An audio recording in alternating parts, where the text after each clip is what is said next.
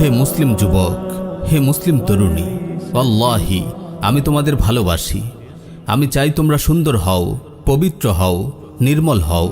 আমি চাই তোমরা আল্লাহর প্রিয় বান্দা হও, প্রিয় নবী সাল্লাল্লাহু আলাইহি ওয়াসাল্লামের প্রিয় উম্মত হও। আমি চাই তোমাদের জীবনটা ফুলের মতো সুন্দর হোক, পবিত্র হোক, নির্মল হোক। তোমাদের অন্তরটা শুদ্ধতায় ভরে থাকুক, তোমাদের হৃদয়ে উম্মার প্রতি ভালোবাসা জাগুক, তোমাদের হৃদয়ে জ্বলে উঠুক সেই ঈমান, সেই জজবা, যেই জজবা ছিল বদরের কিশোর সাহাবী মুআজ ও মুআউযের হৃদয়ে, যারা উম্মার হেফাজতের জন্য বুক টান টান করে দাঁড়িয়ে গিয়েছিল, উম্মতের ফিরআউন আবু জাহলকে জাহান্নামে পাঠিয়েছিল। তোমরা যখন ভুল পথে পা বাড়াও, আল্লাহর নাফরমানিতে লিপ্ত হও, তখন মনটা দুঃখে ভরে ওঠে, হৃদয়ে খুবই কষ্ট পাই। শুনেছি তোমাদের অনেকেই নিজেদের উপর এক মারাত্মক জুলুম শুরু করেছ। এটি এমন এক জুলুম, এমন এক নিকৃষ্ট জুলুম, যা কল্পনা করতেও আমার বুক শিউরে উঠছে। আমার প্রিয় ভাই, আমার প্রিয় বোন, আমি তোমাকে জিজ্ঞেস করতে চাই, তুমি কি নিজের সৌন্দর্য, পবিত্রতা ও নির্মলতাকে নিয়ে ছিনিমিনি খেলায় মেতে উঠেছ? তুমি কি তোমার ফুলের মতো কোমল হৃদয়কে পদদলিত করছো? তুমি কি তোমার অন্তরে দুর্গন্ধময় ময়লা আবর্জনা ঢালছো? তুমি কি তোমার সুন্দর নির্মল চোখ জোড়া দিয়ে ইন্টারনেটের দুর্গন্ধময় পচাগলা নালা নর্দমায় চষে বেড়াচ্ছ?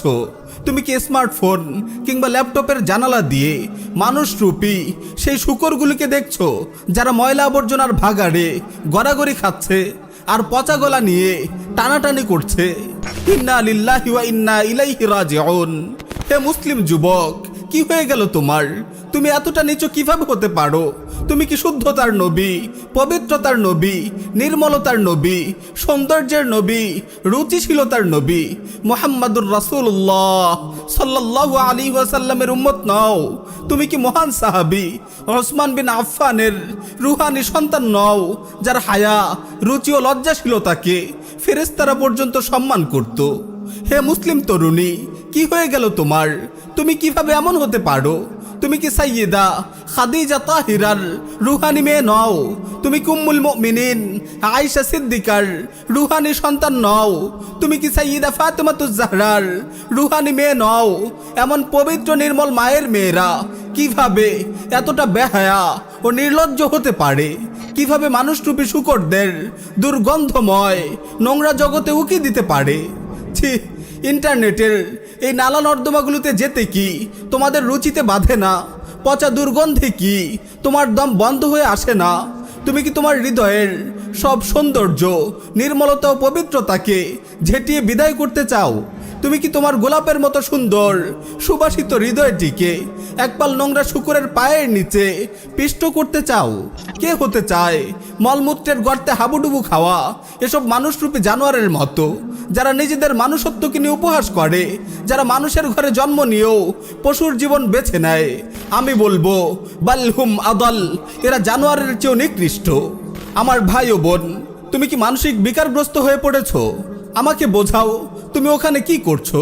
তুমি একজন মুসলিম যুবক, তুমি এক মুসলিম তরুণী। তোমার চোখ পবিত্র, তোমার নজর পবিত্র, তোমার জীবন পবিত্র, তোমার যৌবন পবিত্র, তোমার হায়াত পবিত্র, তোমার পথ পবিত্র, তোমার গন্তব্য জান্নাতও পবিত্র। বেহায়াপনা, নির্লজ্জতা, নোংরামি, অপবিত্রতা, ময়লা আবর্জনা এসবের সঙ্গে তো তোমার কোনো সম্পর্ক নেই। তোমার পূর্বপুরুষদেরও কোনো সম্পর্ক নেই। তোমার মহান রব, তোমার পবিত্র নবী, তোমার পবিত্র কোরআন, তোমার পবিত্র সুন্নাহ, তোমার পবিত্র দিন, তোমার পবিত্র শরিয়া তোমাকে পবিত্র এক জীবন দিয়েছে, নির্মল এক হৃদয় দিয়েছে। ইন্টারনেটের এই নালা নর্দমাতে মলমূত্রের মাঝে গড়াগড়ি খাওয়া শূকরের পালের মাঝে তোমার কি কাজ? তুমি কেন ওখানে? তুমি এক সৌভাগ্যবান মুসলিম যুবক, তুমি এক সৌভাগ্যবতী মুসলিম তরুণী। তুমি তো সুন্দরের প্রতীক, পবিত্রতার প্রতীক, নির্মলতার প্রতীক। তোমার চোখ দিয়ে নূর বিচ্ছুরিত হয়, তোমার চেহারায় পবিত্রতার আলো ঝলমল করে, তোমার কথায় দিন ও শরিয়ার সুবাস পাওয়া যায়, তোমার চলনে, তোমার আচরণে আল্লাহ রাসূলুল্লাহর ভালোবাসা ফুটে ওঠে, তোমার ব্যক্তিত্বের মধুরতা সবাইকে কাছে টানে। আমার ভাই, আমার বোন, তুমি ভালোভাবেই জানো যৌবন আল্লাহর কত বড় নিয়ামত। এই নিয়ামতের মূল্যায়ন করো, হেফাজত করো, তোমার যৌবনের পরিচর্যা করো। একটু অপেক্ষা কেন করছো না?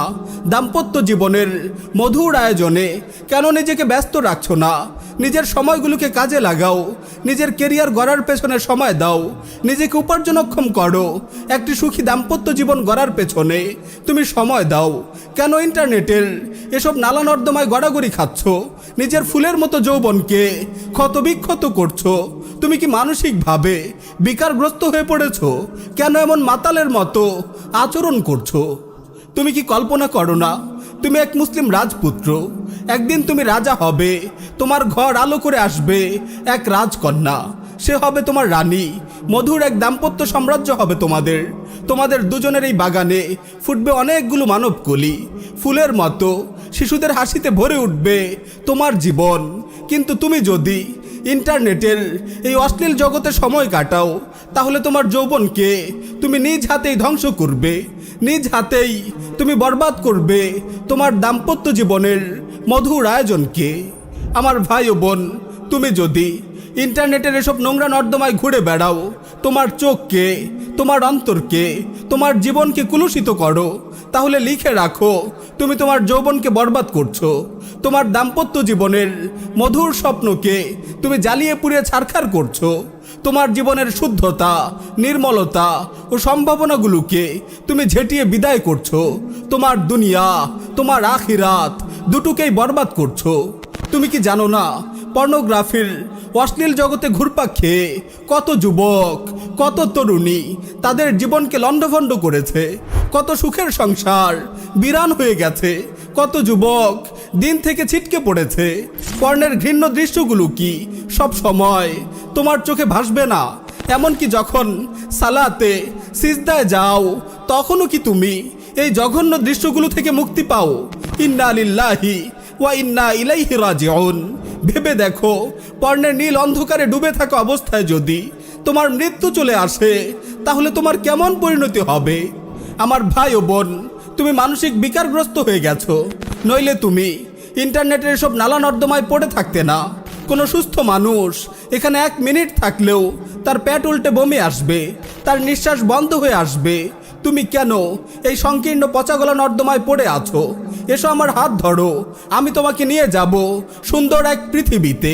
তুমি আমার সাথে এসো, দেখো আল্লাহ তোমার জন্য কি সুন্দর পৃথিবী বানিয়েছেন। কেন তুমি আটকে আছো স্মার্টফোন আর ল্যাপটপের চারকোনা ওই ছোট্ট স্ক্রিনে? বাইরের পৃথিবী অনেক বড়, অনেক সুন্দর, অনেক নির্মল। ওই দেখো নির্মল নীল আকাশ চারিদিকে গোল হয়ে নেমে এসেছে, মৃদুমন্দ হাওয়া গাছের পাতায় দোলা দিচ্ছে, বাগানে ফুল ফুটেছে, প্রজাপতি উঠছে, পাখিরা গান ধরেছে। ওই দেখো আকাশ কালো হয়ে বৃষ্টি ঝরছে, শূন্য খেলার মাঠ তোমাকে হাত ছানি দিয়ে ডাকছে। তুমি নীল রঙের ওই অন্ধকার ছেড়ে বের হয়ে এসো, খেলাধুলা করো, শরীর চর্চা করো, বাইরে ঘুরে বেড়াও, আল্লাহর সৃষ্টি জগৎ দেখো, একা থেকো না। আমার ভাই, তুমি যদি এই জীবন ও যৌবন বিধ্বংসী আসক্তি কাটাতে চাও, তাহলে নিজেকে স্মার্টফোন ও ল্যাপটপ থেকে নিরাপদ দূরত্বে সরিয়ে নাও। অন্তত 3 মাসের জন্য তুমি স্মার্টফোন ও ল্যাপটপকে বিদায় জানাও। এটি একটি অব্যর্থ চিকিৎসা।